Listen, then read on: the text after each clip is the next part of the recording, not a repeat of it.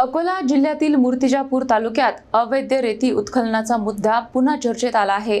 भटोरी नाक्यावर कारवाई करत पोलिसांनी ट्रॅक्टरसह सुमारे 1,26,000 रुपयांचा मुद्देमाल जप्त केला आहे। मात्र मोठ्या प्रमाणातील रेती चोरीकडे दुर्लक्ष होत असल्याचा आरोप होत आहे।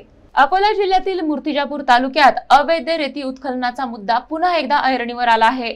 भटोरी नाक्यावर मंडळ अधिकाऱ्यांच्या फिर्यादीवरून पोलिसांनी कारवाई करत रेतीची अवैध वाहतूक करणारा ट्रॅक्टर चालक पकडला। मिळालेल्या माहितीनुसार लागपुरी येथील रेती घाटावरून विनापरवाना रेती वाहतूक केली जात होती। यावेळी पोलिसांनी छापा टाकून MH30 AB 5154 क्रमांकाचा महिंद्रा ट्रॅक्टर, विना नंबर पिवळी ट्रॉली आणि सुमारे 1 ब्रास रेती असा एकूण 1,26,000 रुपयांचा मुद्देमाल जप्त केला आहे। मात्र या कारवाईनंतरही तालुक्यातील अनेक नदी घाटांवर रात्रीच्या अंधारात मोठ्या प्रमाणात अवैध रेती उत्खनन सुरू असल्याची चर्चा स्थानिकांमध्ये आहे। अधूनमधून एखादा ट्रॅक्टर पकडून कारवाई दाखविली जाते, पण मोठ्या प्रमाणात सुरू असलेल्या या धंद्यांवर प्रशासन ठोस पावले उचलणार का, असा सवाल नागरिक उपस्थित करत आहेत। काही ठिकाणी या अवैध रेती उत्खननाला राजकीय आशीर्वाद असल्याचीही चर्चा रंगत आहे।